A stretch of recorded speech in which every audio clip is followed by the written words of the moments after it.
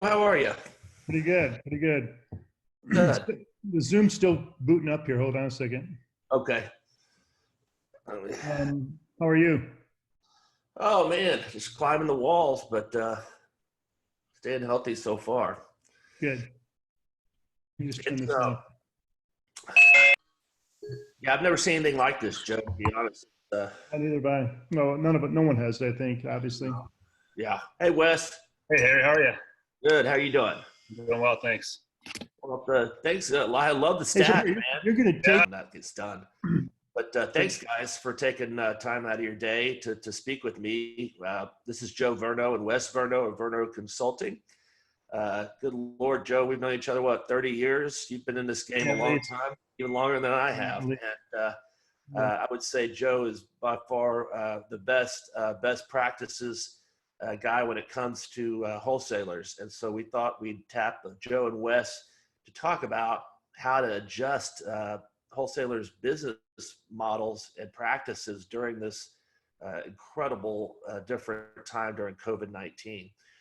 So Joe, I was reading over your latest Verno's Beer Brief, which is a great publication, guys, if you want to learn best practices. And it focused on COVID-19, and you kind of cut up the phases into three phases. And can you talk more about that? Well, a lot of that was was Wes's idea from a phase perspective. But I was on the phone all morning with clients today, and the last 2 weeks we've seen the surge in off-premise and obviously on-premise shutting down.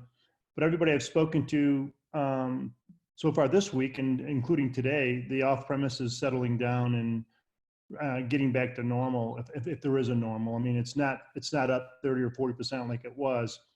So I think that's the second phase that we're in, and then the third phase, which will come later, is what's the new market look like, and what do we need to do to get ready for it. So we've gone through the first phase. I think pretty much. What would you say, Wes? Yeah, I think so. I think the personnel adjustments, whatever those may have been, of reallocating people to different departments or skinning down certain departments or staffing up in other areas. All those changes, immediate changes, probably took place last week or the week before. And like Joe said, the volume is starting to normalize throughout the market, and we know which accounts are going to be players and which ones are going to be closed or which ones aren't going to be servicing over the near term. So I would say, yeah, we're definitely have entered this intermediate phase where it could last 6 weeks, could last a couple of months. We don't really know, but this is kind of the temporary normal for now, I would say. Yeah. Yeah. Well, and I've heard hearing the same things, guys. Of course, on-premise is completely dead. Right. And off-premise, we had the huge spike, the week of March 16th. Then it continued through the week after, and I think this week it's really starting to hit a wall as pantry loading has stopped. And like you said, people have reallocated on-premise people to help with off-premise. What do you think happens from here as sales flatten out and you really do have a lot of sales reps that you maybe don't need? Well, some of the wholesalers that I've spoken to, they're going to take advantage of the government bailout and apply for the small business loan in order to keep their people. Well, one of the qualifications is to keep your people employed and not lay anybody off, and keep their pay whole and also pay their benefits.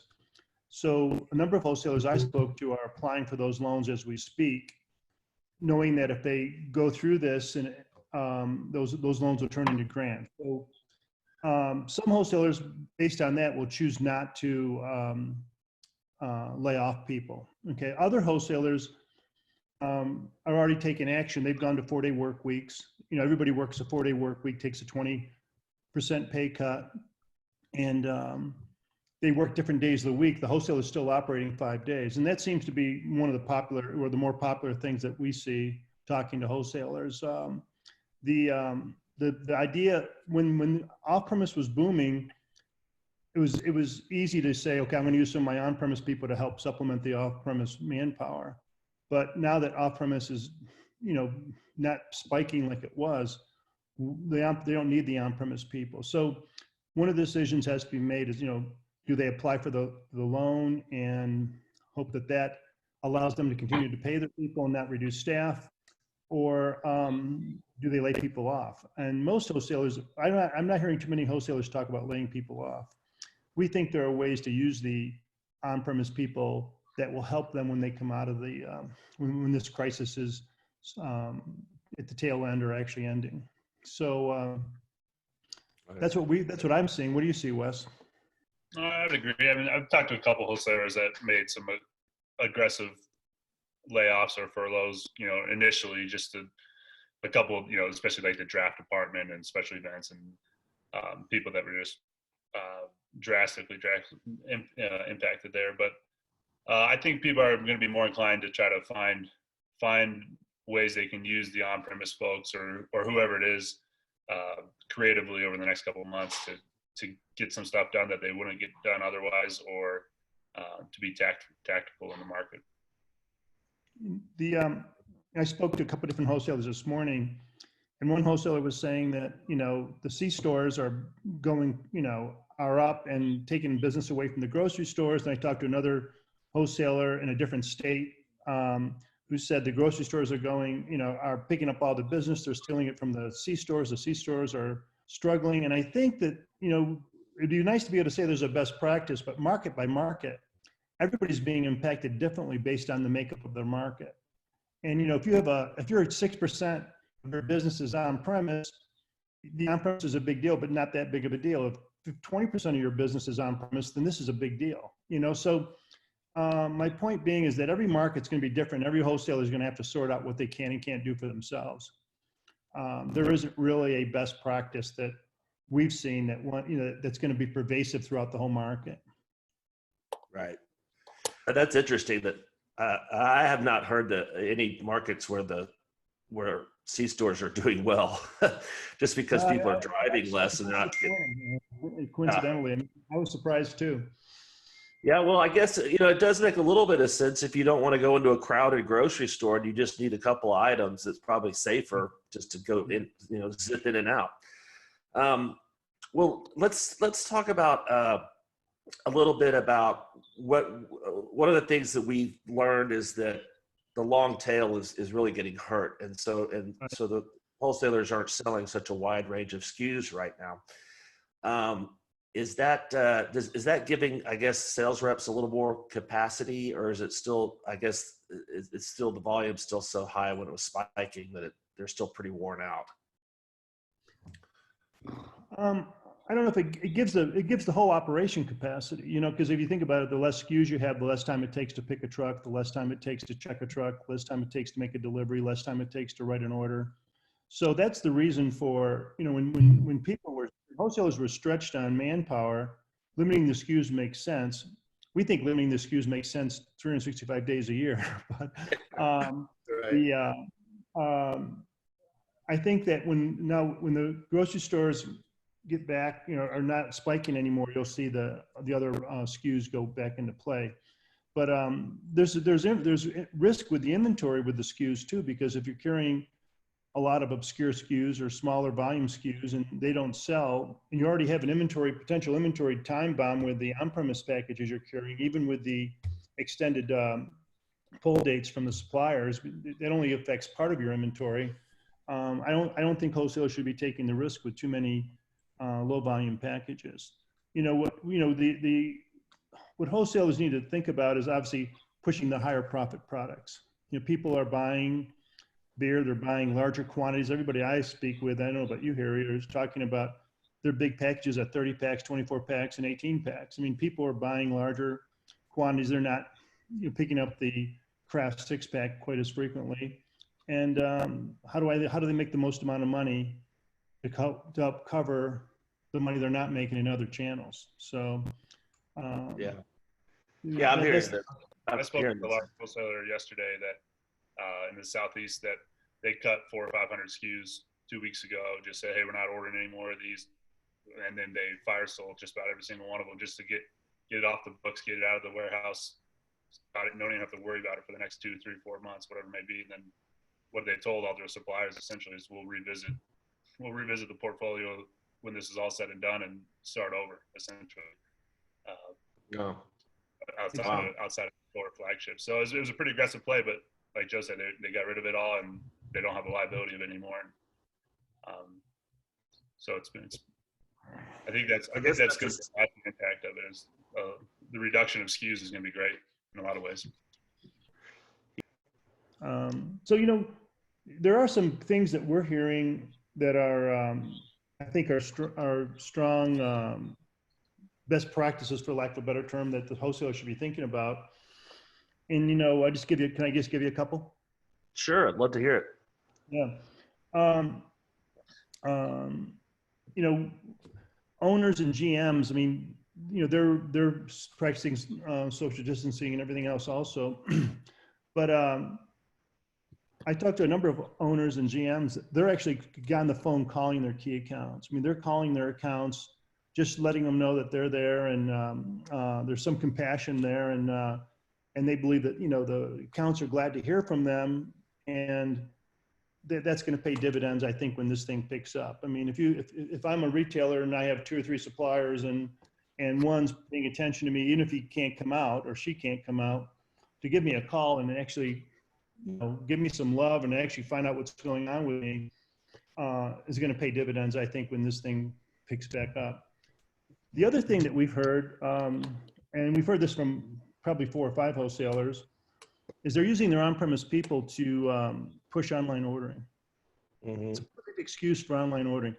Here, we go around the country and we work all over the country. I've probably been in, just this year alone, I've probably been in 10 or 12 states working with clients. No one's picked up any traction with online ordering. We know of 3 or 4 wholesalers that have hundreds, if not thousands, of accounts on online ordering, and we don't know anybody else who's got any traction more than 50 or 100 or 200 accounts, which is really nothing in the grand scheme of things. With the social distancing and no one wanting to be in contact with each other, and no one wanting, just the whole situation that we're in, we have a few clients that are out there pushing heavy on online ordering, and they're getting hundreds of accounts to sign up for online ordering, either through VIP or Encompass or EelStar or whatever. And so they're taking advantage of it. They're doing it for the sake of their own people, but at the same time, they're thinking about when they come out of this, those accounts will already be set up for the online ordering, and it will just be more efficient. Because one of the things, if you read in other publications, or other media not related to the beer industry, they think that's going to be the big thing that comes out of this, is all the e-commerce. And the beer industry is so far behind the liquor industry on e-commerce. So the beer wholesaler can take advantage of that. They have the people, they have the on-premise people, they have the line cleaners. I mean, they have the special event people, assuming they haven't laid them off. Put them out there and have them, or even do it over the phone, whatever. Put them out in front of these customers and sign them up for online ordering. The other thing that we're seeing is take advantage of the situation, and if those of you that have, those wholesalers that haven't pushed for EFT payments, push heavy for the EFT, because this is a perfect situation. No one wants to handle checks, cash, whatever be the case. And EFT payments speeds up the driver. You haven't got to worry about bad checks and things like that as much. So why not push for those things for the same reasons? And it actually fits right into what the whole world's doing, but the wholesaler's been reluctant or slow to get all of their customers on EFT. So why not take advantage of that now? So those are 2 of the things that we see wholesalers doing that really make sense. And we have wholesalers on both coasts that are doing that. So it's not just a regional thing or anything like that. Right. I've always wondered why the beer industry was so behind wine and spirits with online ordering. I mean, the capability's there. I mean, like you said, with most of the route accounting systems, it's just a plug-in. But I guess getting these little accounts to change their ways. I can tell you why, and Wes can tell you why too. The people that we know that are successful didn't give the retailer a choice. They just said, as of this date, you will, if you want beer from us, you will have to order it online. The liquor companies did that. They didn't give them a choice. See, the beer industry is still soft pedaling it, trying to sell it one at a time, hand sell it. And by the time you sell your 100th account onto online ordering, the first 10 that you sold have already switched jobs, and the online ordering isn't happening in those accounts anyway. Yeah. So the liquor industry mandated it, where the beer industry is trying to sell it one at a time, and it just doesn't work. It's never worked. We've never seen it work. The only places we've seen it work is where wholesalers have mandated and giving the retailer a certain date that says, as of this date, you must be online.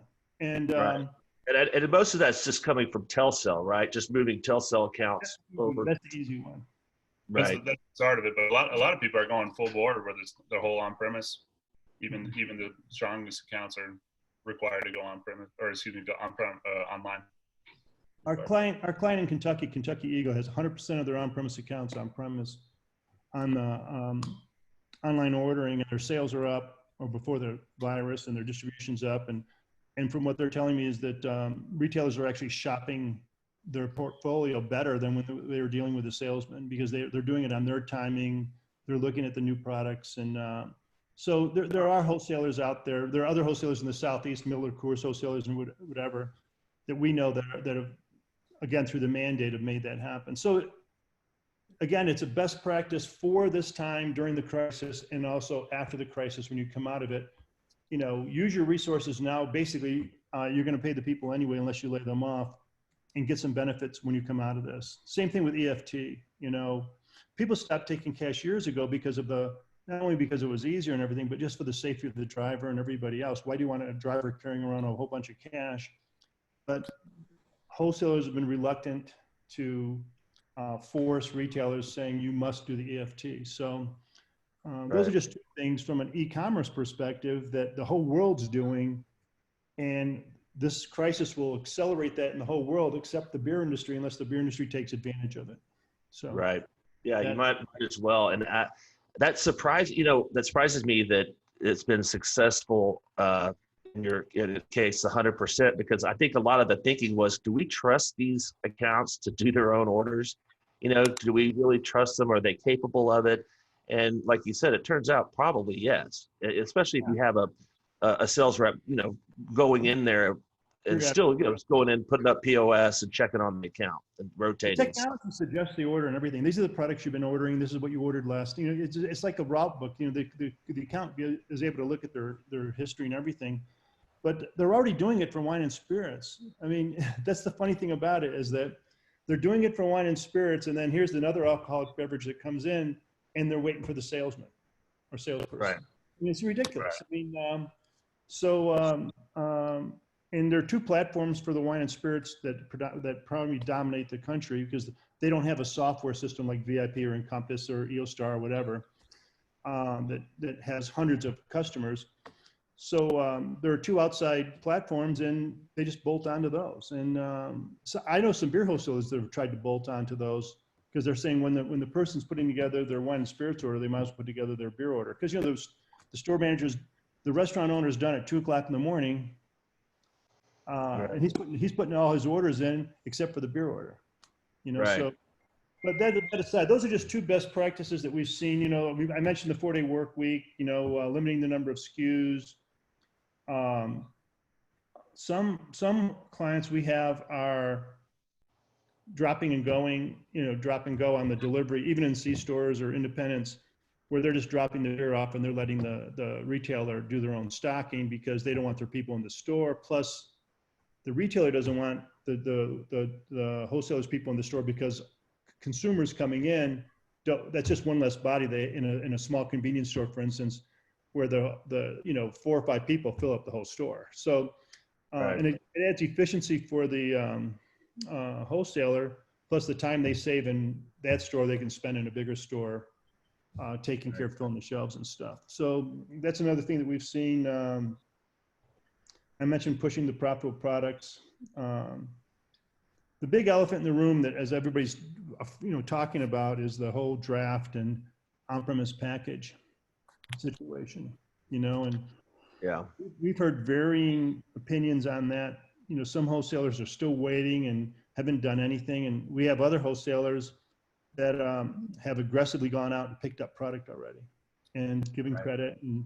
And I think the smart play there is, if you wait till the very end of this to pick up the product, and when on-premise starts to reopen, then you got to deal with 2 issues. You got to deal with the product you got to pick up or exchange, or whatever be the case, depending upon the legalities. And then you got to worry about refilling everybody, and also, helping them get their businesses started again. It'd be better to be able to take care of part of that problem sooner rather than later, because you're going to have to pick it up sooner or later. From a manpower perspective, use the manpower now, you have it. I think when this thing gets over and all the accounts want to open at the same time or get back up to speed at the same time, you won't have enough manpower. Yeah, it's like COVID-19 itself. You got to flatten the curve, right? Exactly. That's a good point. That's a good point. Yeah, I mean, I think you're right. I think picking it up now is the way to go. I reported this morning that the Constellation extended Corona's code date. And the joke out there is, I didn't know Corona had a code date. You'll edit that out, I'm sure. Yeah, right. Yeah, right. No, I agree. And, and I was talking to a few AB wholesalers and I saying, well, AB extended the dates and everything else. And they said, yeah, but only as of March 20, whatever. And they had tens of thousands of cases that aren't under that cutoff or before the cutoff date. So they don't get any extension on those products. And a lot of those wholesalers, and they're just going to put it out in the market. They're not going to care about the code dates. I mean, if it came in March 14th or March 28th, they're still going to basically assume that it has an extra 90 days or whatever AB gave it. Right. So there's going to be, 1,000 wholesalers with 1,000 different sets of rules out there, I think. And I don't imagine that AB is going to be doing, market surveys at this period of time, Right. I don't think anybody's eager to go do a ride with and hit 20 accounts right now. Right. That's a kind of another secret or side benefit is that I've talked to a few wholesalers that are like, wow, we're still selling beer without suppliers' help and out in the trade, because the ride widths are down and meetings are down, meaningless meetings, doing everything online. I don't think the industry will ever be the same after this. No, and could probably come out stronger. Yeah. We've learned, I think in all these kind of situations that we learn what really needs to be done and what doesn't need to be done. And there's a lot of waste in the beer industry still. There's those legacy best practices or practices from, 30 years ago that still exist. And so even things like service policy, you think about it, when the on-premise reopens, the frequencies you were going there before, in the beginning, you might need to go there more often in order to fill them up because they're not going to know what their volume's like. But eventually, a lot of those accounts, you're going to service them less frequently than you did before. And if you're not on top of that and making those decisions early, you're going to miss a big opportunity to save resources. And the easy thing to do is just to blanketly go back to the way that you were in terms of frequency. But I think all the frequencies are going to change. And that's going to cause routing issues. It's going to cause manpower, not necessarily bad routing issues, but reroutes are going to have to be done in order to save manpower and not waste manpower. And we spoiled the retailer, and maybe over the next this 2-month, 3-month deal, the spoiled retailer won't be spoiled anymore. Who knows? Right. I mean, what's your thoughts? You've kind of always said, Joe and Wes, that you felt like the sales reps aren't given enough capacity off premise, especially, Wes, you could chime in. What we see is that people have skinnied down the number of on-premise people so much that the on-premise people actually have too many stops because they're making stops they don't need to make. So what they're doing is they assign 20 accounts to a salesperson, but he or she only makes 12 of those accounts. They're not going to all 20. So that's why you're saying they might have free time. But so the workload they're assigning and the workload they're doing don't match. In the off-premise, there's a change going on in the off-premise prior to the virus, and Wes is an expert at this, is the impact that a salesman has in the account is diminished in many accounts. And we need a different type of sales. We don't need a $70,000 a year salesperson. The average time in front of a retailer is 4 minutes in a grocery store. The person's in there for 2 hours. You're the sales rep's in there for 2 hours. We're paying $70,000 a year for 4 minutes. And the other, 116 minutes, we could be paying, $40,000 a year. And every other industry is already adjusted, except we're still hanging on to those legacy issues. What's your thoughts on that, Wes? Yeah. So to your point, Harry, with trying to shove too many accounts on off-premise people, and they don't have enough time, especially as the portfolios expand and you get into NAs and multiple places in the store. I mean, just the time per sales call is going way up, but meanwhile the stops are going up too. So the model that Joe was starting to describe there is, we're going around, we're especially in the grocery channel, large format channel, one rep in the account, and he's got 3 or 4 stops, or he's got 3 or 4 accounts, and he goes to every single one of those accounts every day. And today he's writing the order, tomorrow he's putting away the delivery, and on Wednesday the next day he's filling the shelves, and the next day he's writing the order, and the next day he's putting away the delivery. Kind of a flashback in time a little bit, but fewer accounts per rep, but a single point of accountability, and it's great. And the accounts love it. You don't have merchandising to deal with, and meanwhile, to Joe's point, you're not overpaying for a pretty high labor function. And it's a better selling system than a salesman who's just trying to blow and go through as many of the accounts as possible. So, but you're really combining the sales rep and the merchandise. Absolutely. Yeah, exactly. And it's so the person is somewhere above a merchandiser and somewhere below a sales rep. It's almost, we're using it as an entry level sales position, where if you have a general market route that opens up, maybe you graduate somebody from this grocery program into a regular general, broad market, general market route. The what really pushed that, wholesalers, we've talked about this for years, and some wholesalers did it and other wholesalers were reluctant. More wholesalers are doing it now because they can't keep merchandisers. I mean, the turnover rate of merchandisers is probably 150 or 200% a year.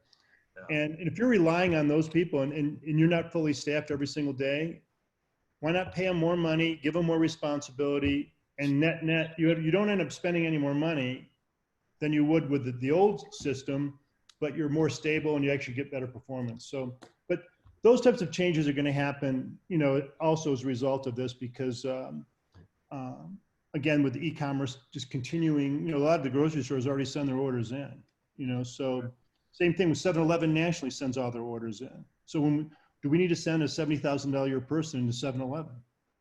Right. So it's just interesting how things are changing, and the virus situation is just going to accelerate some of these, because you'll see best practices on the retailer side coming out of this, not just what the wholesalers are going to do, if that makes sense. Okay. Something that very interesting. Go ahead. Something we starting to touch on what Joe was saying, when all these accounts come back online and their volumes are different, and it's going to be a little bit of chaos from a routing standpoint. We're shocked how many wholesalers aren't good at routing, just in general. I mean, that doesn't surprise me. Well, for the business, but a lot of people just aren't very good at it. And this is a perfect opportunity, knowing that the next 6 months of business is going to be a routing solution. It is required variable routing solution on a regular basis. This would be a great time to find somebody that is obviously technologically competent and understands the market, understands what you're trying to accomplish from a routing standpoint, and get them the training and get them up to speed. So that way, when all these accounts start coming back online and service policies are in place and whatever it may be, that you can actually get the routing done efficiently. But yeah, that's interesting. I sometimes I think it's better to have an outsider come in if you're doing like just a static reroute, because there's no emotions involved. But I think people get tied up. Oh, this is a favorite account, or I like this. This guy's an asshole, or So you start routing according to personalities instead of just being very objective about it. Most wholesalers don't even reroute. What they do is they just tweak the existing routes. Yeah. And the wholesalers that are really good at logistics, you think about it, it's at least half or 70% of the business is all logistics, and they're not good at it. But the wholesalers that are really good at it, they have people that I would consider to be experts with the technology and experts with the market. Most wholesalers just take an a driver off the route and have him or her be the router, and they don't know how to use the technology to the fullest extent and things like that. So, and then Encompass or VIP or whoever will come in and try to help RoadNet, will come in and try to help with the routing, and they don't know the market. So you end up with, there isn't a body of knowledge all in one person. So it's just interesting. When we do projects with wholesalers, we always give them twice as much time as they want to get the new routes done. and we always have to, they always overrun. They always take longer than, even though we double. If they say 3 weeks, we'll give them 6 weeks, they take 8 or 9 weeks. So it's just an interesting dilemma. But well, I mean, yeah, I could see just a list of accounts and then some driver with a magic marker, hovering over it and drawing lines. And, I mean, hey, that's the way we did it in the 90s. And it doesn't, maybe there's more efficient ways to do it now. Everybody has some routing technology, either RoadNet or there's some of the route accounting systems have routing built in, but wholesalers aren't using them, because they never bothered to learn how to do them, and do it. So, but Wes is right. Coming out of this, the wholesaler needs to be equipped to be able to figure out what those routes are going to look like, and they may need to be adjusted 5 or 6 times before, over the next 6 months before they're right. Once we come out of this, and if they aren't able to do that, they're going to miss opportunities.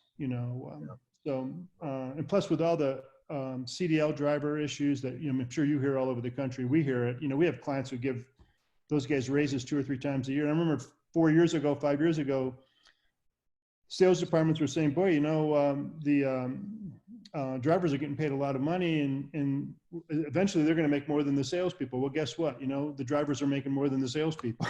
Sure. And that's just a fact of life. And they're hard to find. And if we don't route them correctly and waste their time or have them out 12 or 10 hours instead of 8 hours. So these are just things that we see the wholesaler can take advantage of during the virus situation and then come out of it stronger if they prepare for it. And if they can't do everything, but pick 2 or 3 things and get really good at them. Routing being one, SKU management being another, then obviously the online ordering maybe. Right. So. Okay. Well, guys, thank you. Is there anything that we've missed? Anything to add? This is a great interview. I'm very pleased. Thanks, guys. And sounds great. Okay, thanks. If you ever need anything, let us know. Okay. Yeah, you bet. Thanks, Joe. Thanks, Wes. Take care. Have a good day.